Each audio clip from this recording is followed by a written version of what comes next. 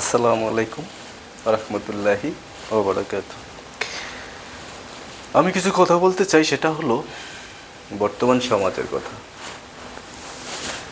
বর্তমান সমাজের মানুষগুলোর কথা। কারণ বর্তমান সমাজে দেখতেছি কারাকে ঠকাইব, কারোকে ঠকায় পকেটে টাকা পড়তে পারবো, কারোর ঠকায়া অর্থ সম্পদ নিজের ভাগটার মধ্যে বেশি আনতে পারবো।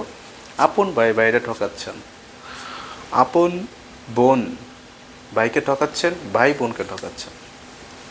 এই ঠকাঠকি করে আজকে আপনি ভালো আছেন, যে ঠকাচ্ছেন সে কিন্তু একটু ভালো নাই, তারপর সে ভালো আছে। খোঁজখবর নিয়ে দেখেন যারা ঠকাচ্ছেন আপনি, সে কিন্তু আসলে ভালো আছে, আল্লাহ তাআলা তাকে ভালো রেখেছে, কিন্তু আপনিও ভালো আছেন, কিন্তু সে ভালো না।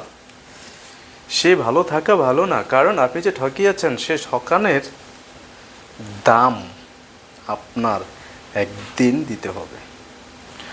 এই পারে না, ওই পারে। আপনার ক্ষমতা আছে, আপনার শক্তিও আছে। যারা ঠকাচ্ছেন সে কিন্তু প্রতিবাদ করতে পারতেছে না, কারণ তার টাকাও নাই, শক্তিও নাই। তো এমন মানুষকে ঠকাবেন না যার দুইটা হাত আল্লাহর দরবারে কবুল হয়ে গেলে আপনি নিজে দুনিয়াতে কতটা কষ্ট উপভোগ করবেন সেটা একমাত্র উপর আল্লাহ ভালো জানে। আল্লাহর অজান্তে কিচ্ছু নেই, কারণ আল্লাহ তাআলা সব জানে।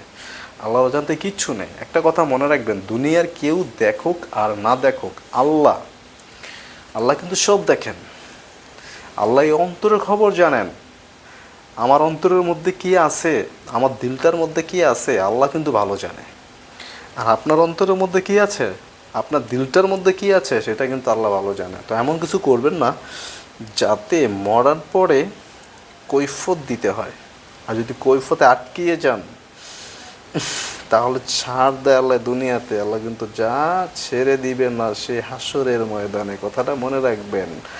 সবাই ভালো থাকবেন, আমার জন্য দোয়া করবেন, আমি সবার জন্য দোয়া করতেছি। আলহামদুলিল্লাহ, সবাইকে আল্লাহ ভালো রাখুক। আসসালামু আলাইকুম রহমতুল্লাহি ওয়া বারাকাতুহু।